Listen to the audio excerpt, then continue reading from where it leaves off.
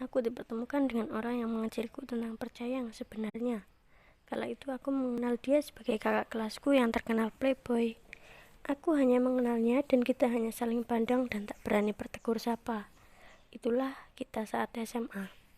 Tahun demi tahun perjalanan kita sama-sama lulus SMA. Saat itu aku baru saja masuk di bangku perkuliahan dan dia mulai melakukan latihan fisik untuk mendaftarkan sebagai TNI. Aku berada di Bojonegoro, Jawa Timur dan dia berada di Jakarta Timur. Tahun 2018, tepatnya bulan Agustus, kita mulai berkomunikasi dan bulan Agustus adalah bulan kelahirannya. Agustus sudah terlewati dengan saling memberikan perhatian, tetapi memasuki bulan September kita sudah terlalu dekat jika dibilang sebagai teman. Tapi kita masih belum mengungkapkan kata-kata apapun yang membuat kita tertarik. Tanggal 16 September 2018 adalah tanggal di mana aku dan dia mulai saling mengucapkan kekaguman dan rasa yang sudah lama dipendam. Di tanggal itu kita saling menjanjikan untuk setia, saling percaya, dan saling menjaga hati masing-masing. Bahkan kita belum pernah bertemu setelah kita saling mengikat hati.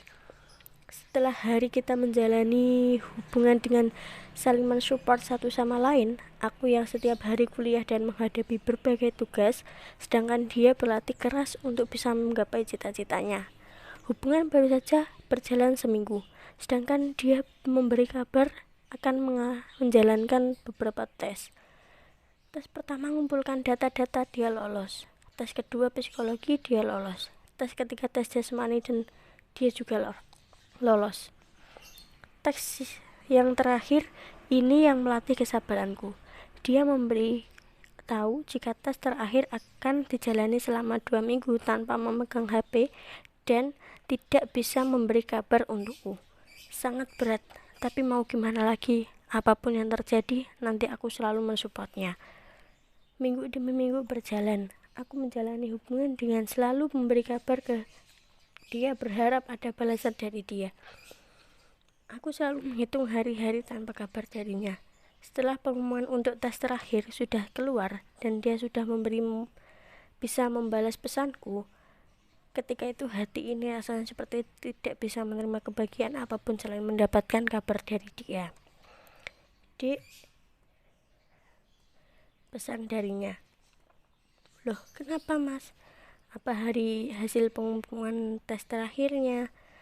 Aku membalas itu dengan keadaan menangis karena terkejut jika dia tidak lolos.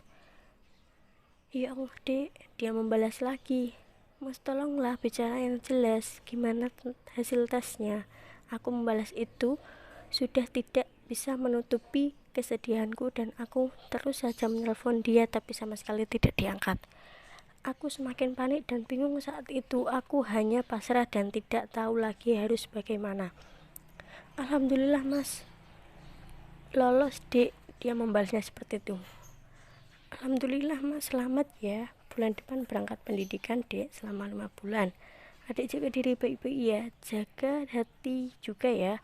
Oh ya, saat pendidikan gak boleh pegang HP dek, maaf ya, nanti gak bisa ngabarin terus, balasan dia. Iya mas, aku gak apa-apa. Mas jaga kesehatan ya di sana, balasku lagi. Tepat tanggal 28 November 2018, hari dimana menjadi hari paling berat untuk kita jalani. Di hari itu dia berpamitan akan berangkat berpendidikan selama 5 bulan tanpa kabar dan komunikasi sama sekali. 2 bulan berjalan dengan segala rindu yang menggebu-gebu. Aku selalu menjalani tanpa kabar sama sekali darinya. Setiap hari selalu mengirim pesan untuknya dan setiap malam aku selalu berteman dengan tangis kerinduan. Bulan ketiga dia diperbolehkan pegang HP tapi dibatasi. Meskipun hanya 1-2 kali, semua itu sudah mengobati segala kesepian selama ini. Setelah itu HP-nya kembali dirampas dan tidak boleh lagi memegang HP. Bulan keempat dan kelima sudah terlewati dengan sangat-sangat sulit bagiku. Aku selalu menghitung hari demi hari dan sampailah aku di hari terakhir dia bisa menghubungiku lagi. Tanggal 10 April 2019 dia sudah selesai pendidikan dan akan ada lagi pendidikan lebih lanjut yaitu 3 bulan. Tetapi Sebelum dia melanjutkan pendidikannya selanjutnya, dia mendapatkan cuti untuk pulang sebentar dan hanya diberikan waktu seminggu. Tepat tanggal 11 April dia pulang.